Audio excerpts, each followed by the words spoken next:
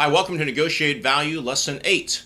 Well, Colonel Sanders had 13 spices, Woodrow Wilson had 14 points, and you and I have 15 benefits. We have 15 specific benefits that represent every reason that anybody buys anything. And we'll explain how that works in just a couple minutes. So we've been talking about the benefit for the last several lessons. We're in the module Know Thy Benefit, and we started by talking about how a benefit is personal, it has to be yours, how it's perceived, it has to relate to the marketplace. And then we went through the exercise of translating features and descriptions of products, the things that you buy, into benefits. Now, we're taking that process a step further in today's lesson because we're going from the benefit we described to a more general benefit, and we're going to boil that down to one of 15 that are on this short list of benefits.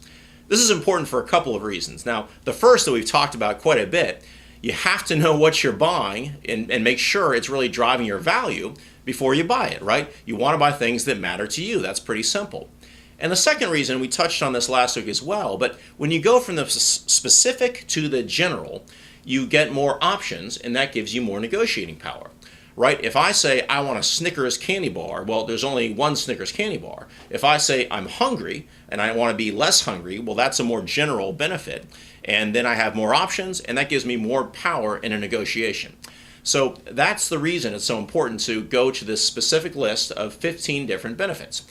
And it turns out it's really not that hard to do because when we're buying, when we're negotiating, there are only three categories of things that we want. We want more, we want less, or we want better. More, less, better. So let's get more specific on those. When we want more, well, we might want more speed or more help. Maybe we want more efficiency in what we're doing, or more access to different people or different ideas, or maybe we want more expertise. Okay, these are all things we want more of. Now, let's talk about what we want less of. You want less risk, first of all. That's a large reason why people go into transactions or they buy things, to get less risk, less cost, less waiting, less work, less pain. These are all things we don't like, we want less of, and that's what we may be eyeing when we're entering a negotiation or a purchase.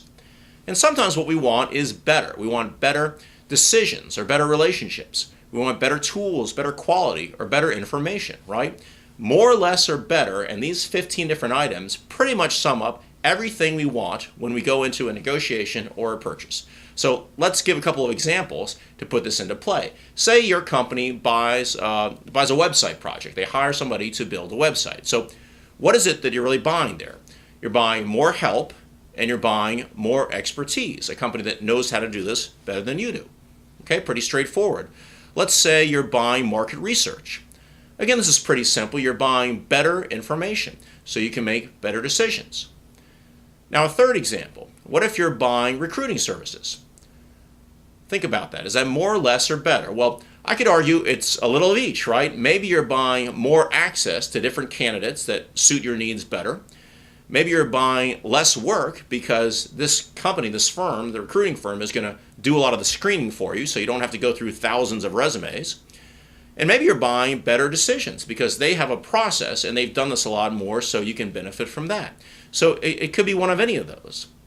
Now, as you think this through, when we think about this finite list of 15 different benefits, you may have noticed a couple of things. First, there's a difference here, or there's not much difference between buying more speed or less waiting. Those seem to be overlapping. Same with less work or more help, right? That's kind of the same. But depending upon your situation and what you're buying, one of those labels might be more specifically helpful to you to describe what it is you're buying and the pain you're experiencing. So that's why those labels are there. It doesn't really matter that they're not mutually exclusive. The point is here that they're to be useful. So let's talk about that in a couple of specific examples and where it was extremely useful for some clients that I was working for. This is a key distinction in the marketplace today. A lot of us use consultants at our companies, and a question comes up of what are you really buying from the consultants? Are you buying more expertise or more help? Often it's a blend of both. I worked with a client that had a multi-million-dollar advertising budget, and they were going through multiple advertising agencies to spend this money. Now, what they realized when we went through this analysis is the benefit they were really seeking was more help. They wanted help implementing their strategy. They didn't really want expertise in developing their strategy. So why is this important? Well, because expertise is almost always more expensive than help. So by streamlining this and by restructuring the agreement so they were really just buying help and not expertise, they were able to save over $1 million every year. Another quick example, a financial services company years ago, and we were looking at their expense in a certain area where they were buying information that fed into their lending decisions. Now, this came packaged with a tool. And this is important to note because this is often the way things are packaged now and sold. You have a software component and maybe an information component and a services component, but it's all bundled together and it can be tough to extricate. What they really wanted was the information. They didn't value the tool, and we were able to strip out the tool, pay for the information, and again, save them 7 figures every year. So this is very useful, and it's important to develop an eye for stringing out these different components of the benefit.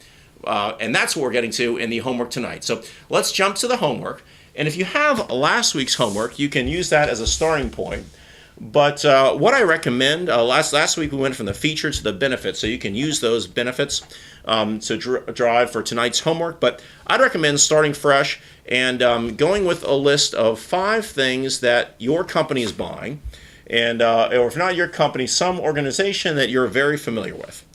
And we're going to list those and simply pick one of the benefits from that list of 15. So print it out from the homework or get the list there beside you and write out the purchase and the benefit. So simply, starting with my computer, that's a better tool. Pretty easy. I went to an industry conference recently, and what I was buying there was more expertise and more access. Wanted to meet some people there. Thinking about accounting, buying accounting services. What I'm buying there are 2 things, less risk and less work. What about parking? Going to a client meeting and just parking nearby? Well, what I'm buying there is simply more efficiency. Paying for a research assistant to help out with some of the work I'm doing? What I'm buying there is less work. And finally, email software. So the benefits for me there are better tools and less work. And so go ahead and list out the ones that fit from the list that's there, the 15. And then what you'll do is just what I did. Go through the ones where you have more than one benefit. Just check off the primary benefit, the main reason. And don't get too hung up on how close it is, but just find the benefits that fit and then check off the one that works the most. Okay, so that's the homework. Pretty simple, this lesson. Now, I wanted to hit two more items. I'm going to find my clicker. Okay. 2 more things for this lesson. First, a preview for the next lesson. What's upcoming is one of what I think is the best tool you'll probably get out of this course, and that is the benefit bridge. So we've talked about what you're buying, and we're going to talk a little bit more about the goal that it serves, the purpose behind the purchase. What this worksheet does is pull these together, and it does it, what's in the middle is the benefit. So this list of 15 benefits we've talked about tonight is extremely important in translating what you're buying into your goal. So that's upcoming next lesson. Be sure to look forward to that. And then I wanted to touch on one thing. This is kind of the bonus section. But because we're talking about benefits, it wouldn't be quite complete if I didn't touch on Maslow's hierarchy of needs. And you may well have heard of this. It's pretty widely known and widely accepted as a framework for why people do what they do, why people buy what they buy. It was started or was created by a psychologist named Abraham Maslow in 1943. It's been around for a while. And it's used in psychology circles, but also in economic terms, again, to describe why people do what they do. And it's an ascension because his theory, Abraham Maslow, was that people start at the bottom of the pyramid. They start with a physiological. In other words, if you're hungry, the first thing you're going to want to do is eat.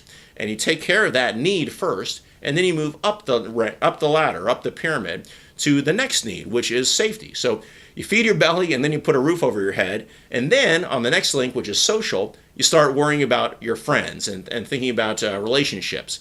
Then going up the ladder through esteem, and the top one, which is self-actualization. And this is where it gets a little more fuzzy or soft, and where you think about these things that kind of help you become a better you. These are the less rational purchases. Now, in theory, every purchase that your company makes, your organization, should be rational, right? You should be able to tie it to a goal.